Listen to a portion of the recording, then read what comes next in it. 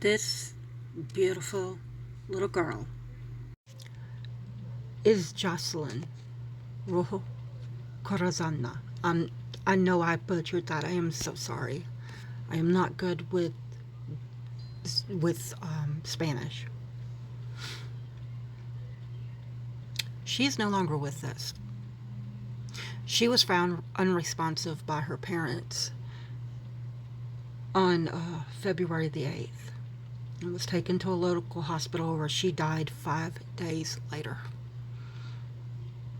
Come to find out, she was being bullied at the school that she went to by a bunch of kids who were telling her that her parents were going to be deported, that they were going to call ICE and make sure that her parents were deported, and she would be left here all alone.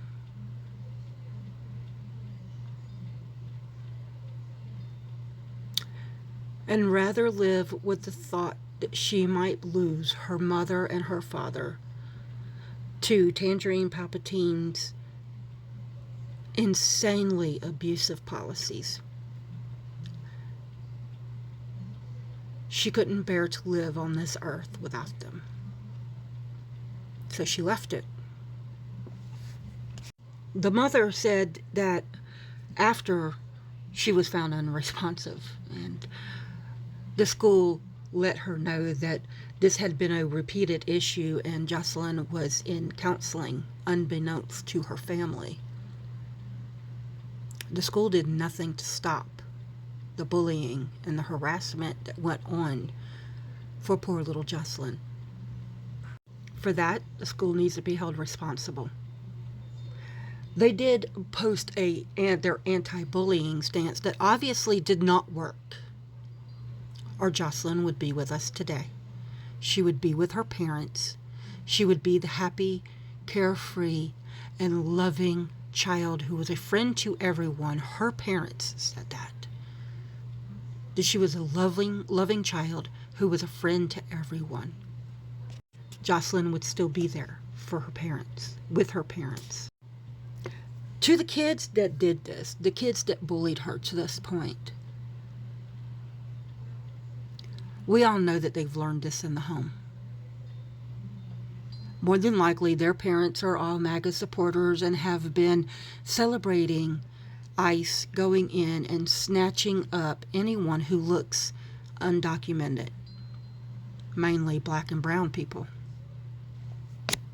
Kids are not born to hate, they are taught to. Kids are not born racist, they are not born discriminatory, they are taught this by their parents.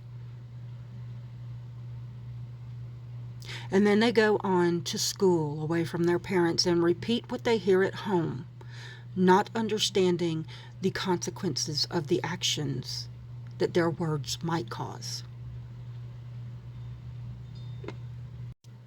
Just like with gun violence, where we have finally, once again, started holding parents accountable for their children's actions with their weapons, we also need to hold the parents accountable for their children using bullying techniques and words as their weapons of choice. A child is not here anymore, and her parents are mourning their passing. This is something that a parent should never, ever have to deal with. Parents are supposed to outlive their children. They're not supposed to bury them. The MAGA crowd should be fucking ashamed of themselves. They should be embarrassed. They should go to Jocelyn's mother and beg her forgiveness for what their rhetoric caused. As the mother of 2 children, I couldn't imagine.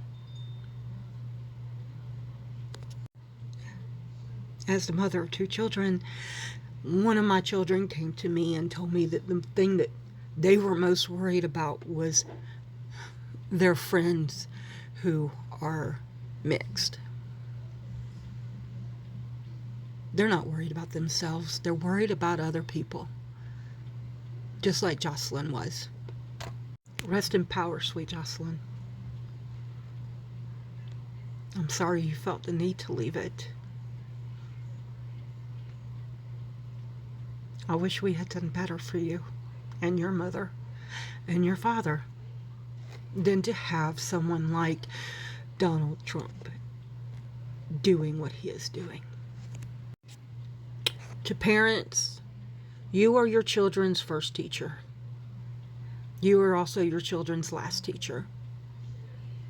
It is your responsibility to teach your children to not only not bully,